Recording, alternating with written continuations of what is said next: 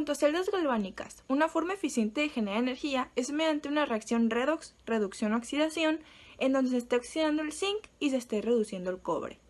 Ambos sumergidos en una concentración de limón y vinagre, los cuales permiten el paso y flujo de electrones con facilidad gracias a sus propiedades naturales.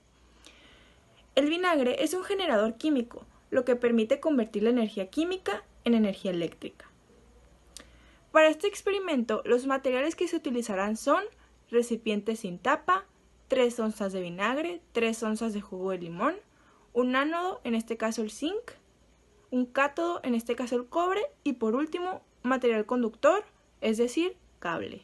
Para garantizar la replicabilidad del prototipo, se calculó la concentración de la solución en base a las sustancias principales que son el limón y el vinagre, además del ácido cítrico que viene incluido en el limón. Se obtuvieron las masas de los componentes de acuerdo a su densidad, obteniendo como resultado final 95.15 gramos de vinagre, 91.38 gramos de limón y por último 4.5 gramos de ácido cítrico. Y así, con el peso total, podemos obtener 177.44 gramos de solución. A partir de esto se obtuvo la concentración en porcentaje de masa, dividiendo la masa de la sustancia entre la masa total, multiplicando este valor por 100, obteniendo los resultados de 51.01% de vinagre, 49.98% de jugo de limón y por último 2.44% de ácido cítrico.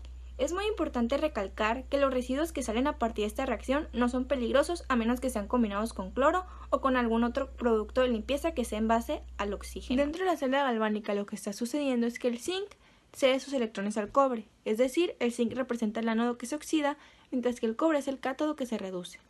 Entre ambos hay un puente salino. Hablando de potenciales eléctricos, se tiene que el zinc en ese estado de oxidación tiene uno de menos 0.76 voltios, mientras que el cobre tiene uno de 0.34 voltios. A la hora de sustituir esto en la fórmula de potencial eléctrico, se obtiene al final un total de 1.09 voltios, es decir, una respuesta bastante positiva, ya que podría funcionar para un prototipo a pequeña escala y más si se llegan a sumar los voltajes colocando las pilas de forma en serie. Investigamos y analizamos diversos carros con diferentes métodos de obtención de energía.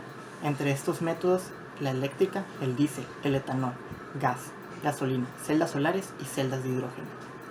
Se encontró que la gasolina es el método de obtención de energía con mayor rendimiento y menor costo. Sin embargo, vamos a analizar el resto para ver sus ventajas y desventajas.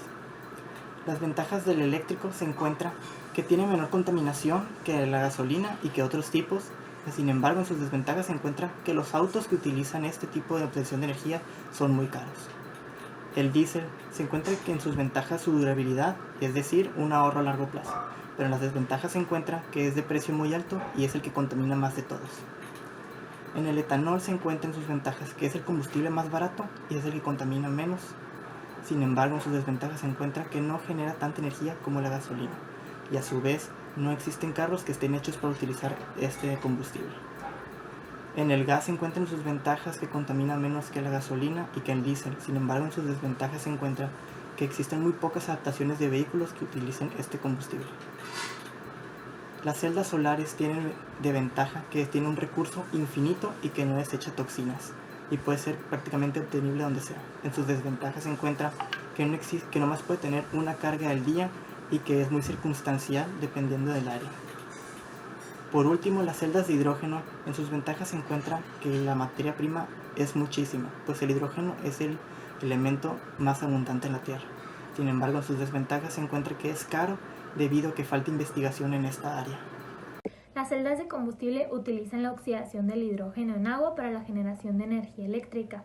Están compuestas por un ánodo, un cátodo y electrolitos. El hidrógeno fluye por el ánodo y se ioniza y pasa como protones por una membrana hacia el cátodo. Los electrones que no pueden pasar por esta membrana salen a un circuito y salen como corriente eléctrica. Y el oxígeno se combina con los protones y los electrones para formar agua. En los paneles solares el silicio puede ser de tipo P y tipo N. Cuando la luz impacta en el átomo, separa el electrón del núcleo, el núcleo con una carga positiva y el electrón con una carga negativa, produciendo así un par electrón hueco. Cuando las cargas están en el campo eléctrico se desplazan libremente.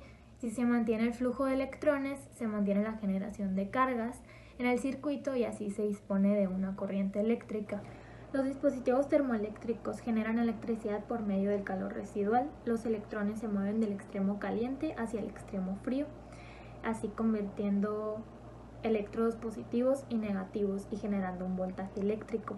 El generador CIVEC tiene semiconductores también P y N, que son conectados por un metal eléctricamente en serie y térmicamente están conectados en paralelo. CIVEC es una conversión directa de energía de calor a voltaje potencial por el movimiento de las cargas que se está generando.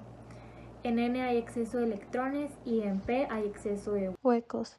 Se alejan estos del lado caliente y cuando se alejan aumenta la carga, lo que crea el voltaje proporcional a la diferencia de temperatura, así pudiendo crear energía. En las celdas galvánicas los electrodos son separados por un espacio y unidos por una conexión eléctrica y también por un puente salino que permite el flujo de iones, liberando una reacción espontánea que es capaz de transformarse en energía eléctrica.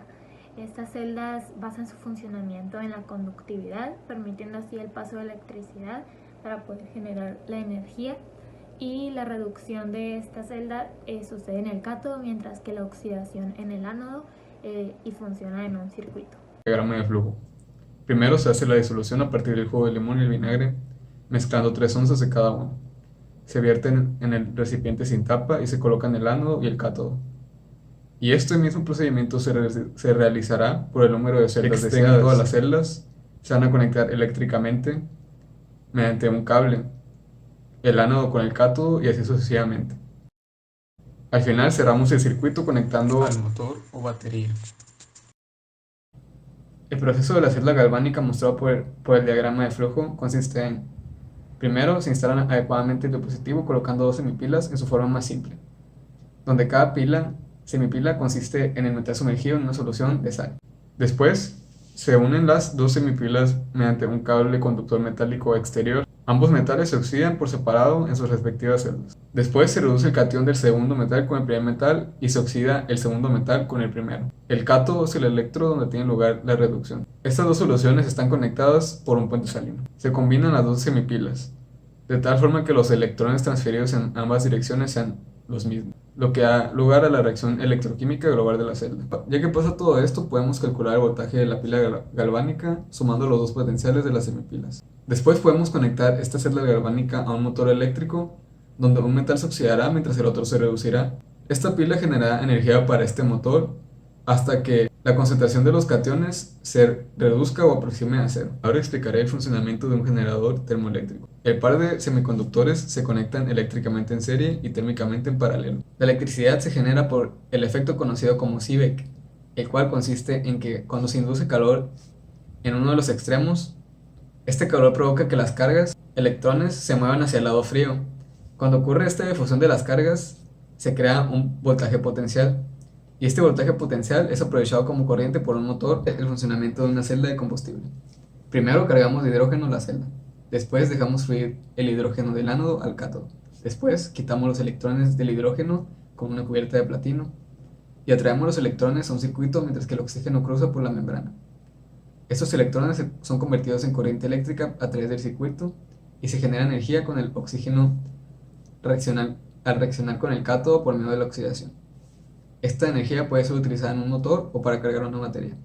Conclusión y reflexión. Consideramos que es de vital importancia incorporar fuentes de este tipo, pues la reducción de contaminantes en el ambiente evitará el daño en seres vivos y en nosotros, ya sea por la reducción de eventos que se causan por la contaminación, como lluvias ácidas, mientras que en el ámbito social siempre existirá un rechazo inicial a la incorporación de nuevas tecnologías debido al impacto cultural que pueden generar, pero con un tiempo en el mercado puede llegar a ser bien recibido, ya que se muestran los beneficios que ésta puede generar.